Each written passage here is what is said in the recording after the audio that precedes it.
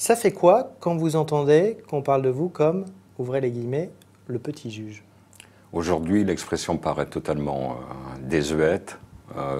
Sincèrement, aujourd'hui, non, ce n'est plus avec cette expression. Mais ça vous fait quoi, m'appelle. du coup? Ça vous colle à la peau, quand même? Non, je vous assure, non, on ne me parle plus. Même En là, tout cas, je pas vois, directement. Oui, oui, pas directement, mais Voilà. j'imagine que vous avez lu les nombreux Oui. articles sur le livre. Oui, Ça revient. oui. Ça revient. Enfin, ça dépend. On va évidemment parler de cette affaire Grégory. C'est très peu de pages dans le livre. C'est surtout un récit très quotidien de votre travail de juge. Oui. Vous le qualifiez comment, ce récit? Très honnêtement, moi, le premier mot qui me vient, en tant que justiciable, c'est que c'est un peu terrifiant quand même. Oui, je comprends votre réaction, parce que justement, c'est ce que j'ai voulu décrire, toute cette chaîne d'injustice dont des gens honnêtes, probes ou innocents des faits reprochés peuvent un jour être broyés, détruits par la justice, ou tout simplement sortir de leur confrontation avec l'institution, déçus, amers, aigris. Je vais lire un extrait du début du livre. En 34 ans de fonction, combien d'existences ai-je brisé? L'injustice est tellement inscrite dans le travail quotidien des juges qu'il est facile, voire normal, de s'en accommoder. Il ne faut pas compter sur les plus hauts magistrats pour que la justice l'emporte. L'époque serait même parfois à la régression. On peut faire confiance à la justice de notre pays, c'est une expression qu'on entend souvent. Et Dieu merci, oui, c'est très Malgré paradoxal, tout. malgré tout. Simplement, il ne faut pas en attendre, j'allais dire, une forme de perfection. La justice est rendue par des hommes et des femmes imparfaits, lesquels appliquent des lois imparfaites, quand elles ne sont pas absentes dans certains domaines. Donc, les magistrats font de leur mieux, avec des moyens matériels très difficiles, mais surtout, j'insiste, ils font de leur mieux. Vous, Jean-Michel Lambert, vous savez que sur certains dossiers, vous vous êtes trompé, ou il y a des dossiers qui vous hantent plus que d'autres aujourd'hui, maintenant que vous avez arrêté? Très souvent, ça ne tient comme ça qu'à un fil, un témoignage. C'est pour ça qu'à la question combien d'erreurs judiciaires ai-je commises, d'injustice ai-je commises, pardon, je suis incapable de répondre et mes collègues pas davantage. Mais vous avez une idée, vous vous dites que ça a dû arriver parfois, souvent? Non, aucune idée, par définition. Et ça vous hante ou pas aujourd'hui? Au final, ça fait partie de, malheureusement, vous dites, c'est imparfait, et donc ça fait partie du job. On ne peut pas, quand dans une audience correctionnelle, vous avez 30 dossiers à juger dans l'après-midi, tous les dossiers sont examinés de la même façon, avec le même sérieux. Mais si des témoins se trompent dans leur déposition, se trompent ou mentent délibérément, vous condamnez cet homme qui clame son innocence, et vous ne saurez jamais, vous magistrats, si c'est à raison ou à tort. Je reviens sur cette idée que tout tient un fil, tout peut basculer à n'importe quel moment. Oui, oui. Cette fameuse étude israélienne que vous racontez en gros que un juge, c'est comme tout le monde, quoi. Et si vous n'avez pas à déjeuner, si vous avez faim, et votre attention est moins forte. Et puis, ça peut arriver qu'on bâcle un petit peu certains dossiers dans ce genre de cas. C'est une étude israélienne. Ouais. En France, c'est ce que je dis. Je vous laisse la citer. Voilà, non, je vais la citer. Vous dites, cette étude révèle que la proportion des décisions favorables aux justiciables atteint 65% lorsqu'ils ont l'estomac plein et tombe à 0 juste avant le repas. Alors, je peux ok, c'est une anecdote, c'est un clin d'œil, mais on se dit, vous dire avec beaucoup d'assurance qu'en France, ça ne se passe pas comme ça. Maintenant, qu'en fin de matinée, si un avocat vous agace par une plaidoirie un peu longue, un peu à côté des faits, etc., je ne dis pas que ça n'aura pas, ce n'est pas obligatoire, mais ça peut avoir des conséquences, des incidences désagréables pour son client, comme mais ça peut jouer, quoi, alors que c'est pas sur le fond du dossier. Et vous racontez même que vous vous êtes parfois assoupi. Alors, on bascule dans l'après-midi, la fameuse la période de sommeil postprandial, Ouais. là, effectivement, c'est redoutable. Si une affaire n'est pas vraiment passionnante, il y a une tendance naturelle, physique, effectivement, pour les paupières, de se baisser. Et on lutte. En général, on y arrive quand même avec succès, mais bon. Vous évoquez évidemment donc cette affaire du petit Grégory. Le cas de Bernard Laroche, évidemment, vous dites « Je suis l'un des artisans de cette abjection ». Aujourd'hui, vous évoquez la jeunesse de certains magistrats. On a souvent pointé du doigt votre âge à l'époque, 31 ans, lorsque vous étiez sur cette affaire. Aujourd'hui, vous pensez que finalement, vous prendriez une autre décision concernant Bernard Laroche?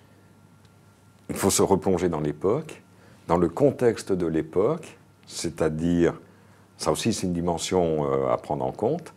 Aujourd'hui, la chancellerie fait attention. Mais à l'époque, j'étais seul juge d'instruction à Épinal du 1er septembre au 31 décembre 1984, avec donc 2 cabinets à gérer, 229 dossiers au 31 décembre, contre une moyenne 120-130 les autres années. Deuxième élément, c'est l'irruption, l'invasion des médias, donc qui nous a empêchés, enquêteurs et magistrats, de travailler dans la sérénité, et cette sérénité qui est indispensable dans toute procédure pénale, quoi. Alors, c'est une pression médiatique. Vous parlez de pression médiatique. Est-ce que vous, à l'époque, vous vous êtes laissé un petit peu enivrer aussi par tout ce cirque médiatique autour de l'affaire? Enivrer, ce n'est pas le terme. Forcément, on est... C'est Ça grisant. ne vous laisse pas indifférent. C'est grisant, malheureusement. Même sur une histoire aussi pas... terrible. Grisant n'est pas le terme. Oui, si vous voulez, mais en même temps, ça n'empêche pas de garder la tête froide par rapport au dossier. Et ça, c'est quand même le plus important. Vous pensez l'avoir toujours gardé, cette tête froide, à l'époque? Oui, ça, sûr.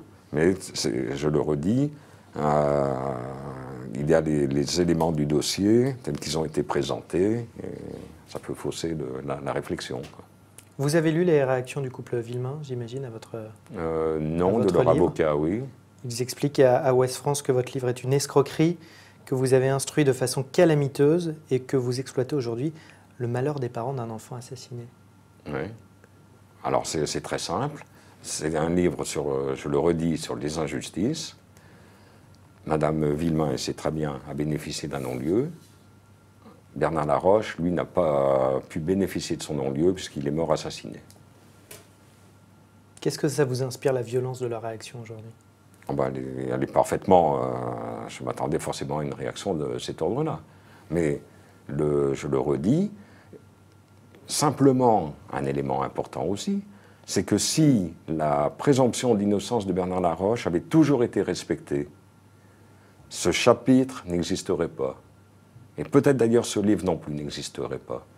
Mais à partir du moment où depuis 1985, très régulièrement, jusqu'à 2006, avec ce téléfilm où on présentait Bernard Laroche comme l'assassin du petit Grégory, la présomption d'innocence a été constamment bafouée. Donc j'ai estimé de mon devoir, effectivement, de dire ce que je voulais dire sur Bernard Laroche, et qui n'est que le rappel d'une évidence, sa présomption d'innocence, ni plus ni moins. Et c'est tout, je m'en tiens à ça dans le dossier. Et vous dites, vous dites que de toute façon, ce n'est pas lui, l'assassin. Oui, tout à fait. Oui, vous allez plus loin. Tout à fait. Sur cette affaire, évidemment, vous racontez ô combien elle vous a marqué. Vous dites que ça vous a fracassé. Aujourd'hui, des années après, 30 ans après, vous en êtes où, personnellement, avec cette histoire? Il est certain que, j'y repense régulièrement. Et ce que j'en pense, je l'ai dit dans le livre, c'est tout. C'est quelque chose qui vous hante? Vous refaites le film des événements? Surtout en ce moment. Et autrement, je n'y pense pas tous les jours, du matin au soir. Mais il est évident que, elle est inscrite en moi, c'est évident. Mais c'est un dossier que vous avez refermé complètement. Refermé, oui et non. Non, je dirais plutôt non. Non, je ne dirais pas pourquoi. J'ai quand même envie de savoir pourquoi. Vous avez, vous, une intime conviction? Peu importe ce que je pense. Bah non. Mais si. Vous êtes sans doute une des personnes qui connaît le mieux l'affaire. Tout à fait. Mais je dis bien, peu importe ce que je pense. Je ne dirai qu'une chose, je l'ai déjà dit, je l'écris, c'est ma conviction de l'innocence de Bernard Laroche. Je n'ai pas vu, bien entendu depuis 87, je suis le dossier par presse interposé, je n'ai pas vu une preuve irréfutable de sa culpabilité. En revanche, j'ai pris connaissance de deux arrêts de la Cour d'appel de Versailles, de 2002 et 2009, qui disent certaines vérités sur l'instruction qui a suivi la mienne. Vous aimeriez aujourd'hui profiter de tout ce temps pour chercher, pour trouver qui est véritablement l'assassin? Je ne suis pas enquêteur. Vous pourriez, vu l'impact que ça a eu sur vous? Non, ça c'est pas mon rôle. Vous estimez que c'est pas votre rôle? Je ne vois pas, je ne dispose pas des moyens ni matériels, ni d'investigation quelconque. Je ne me vois pas faire repasser derrière, aller entendre les témoins, etc. Non, ça c'est totalement, c'est pas le rôle d'un magistrat, fût-il à la retraite. Je vous repose la question, vous avez, vous, une intime conviction? Mais je vous ferai la même réponse. Voilà. Vous auriez fait un bon juge d'instruction. Voilà. Vous l'avez déjà dit à Thomas Soto sur Europe 1. Tout à fait, parce que lui aussi, c'est pas... Non, c'est parce que je vous reconnais les mêmes qualités que lui. Jean-Michel Lambert, vous avez raconté ô combien cette histoire vous a fracassé, ce sont vos mots, et vous racontez ô combien c'est difficile d'être juge et que vous avez probablement été à l'origine d'injustice. Vous êtes resté juge malgré tout, toutes ces années? Pour une raison très simple, c'est que l'injustice n'est pas une fatalité, c'est simplement ni une certitude, Dieu merci, c'est simplement un risque, un danger. Les magistrats rendent chaque jour des décisions justes, parce que acceptées par toutes les parties, que ce soit au pénal ou au civil, mais donc dans le même temps, je soulève justement des injustices, des sources d'injustice, et c'est tout. Ce livre a simplement pour objectif de montrer qu'on ne peut pas attendre monts et merveilles de la justice, c'est tout. Et en même temps, on n'a pas d'autre choix que de lui faire confiance. Et donc, Dieu merci, je le redis, très souvent à juste titre. Merci beaucoup Jean-Michel Lambert d'être venu au Figaro. Votre livre vient de paraître au Cherche Midi. Merci beaucoup. Merci, c'est moi qui vous remercie.